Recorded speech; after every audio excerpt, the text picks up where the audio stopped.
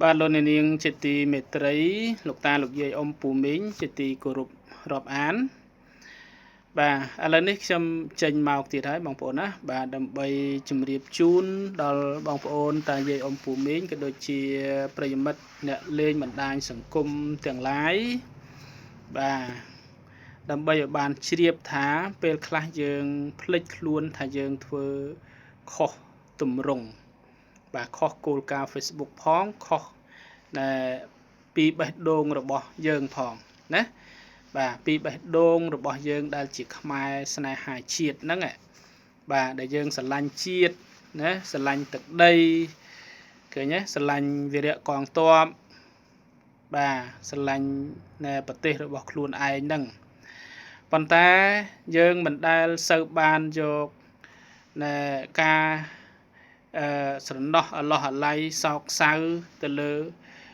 ការពលីណាដោយសារសង្គ្រាមរបស់វីរៈកងទ័ពប្រមាណទេយើងបែរជាទៅយកវីដេអូរបស់សៀម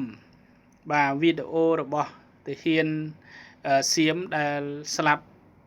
បាត់បង់ជីវិតដោយសារសង្គ្រាមឈ្លានពានមកលើប្រទេសកម្ពុជាហ្នឹង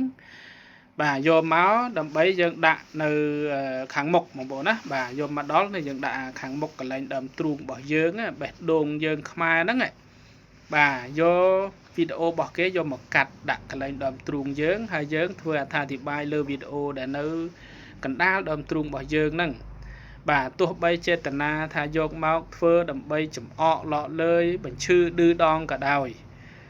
ក៏ប៉ុន្តែវា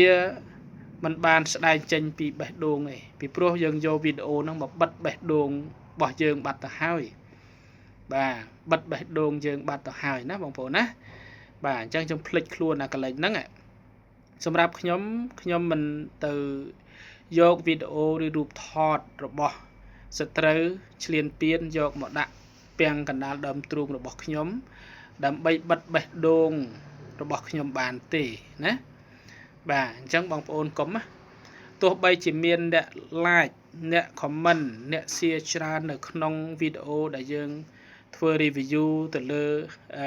សត្រូវក៏ដោយក៏ប៉ុន្តែ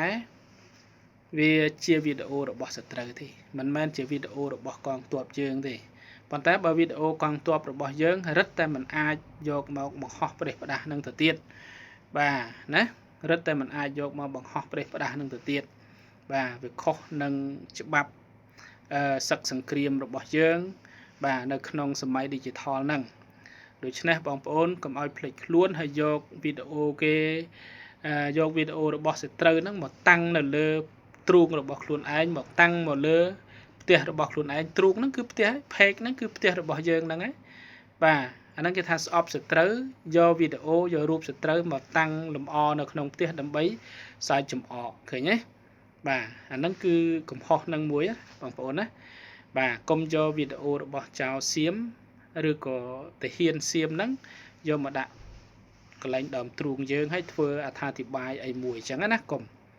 បាទអាហ្នឹងវាមានការខុសឆ្គងច្រើនកន្លែងហ្នឹងបងប្អូនណាបាទអរគុណ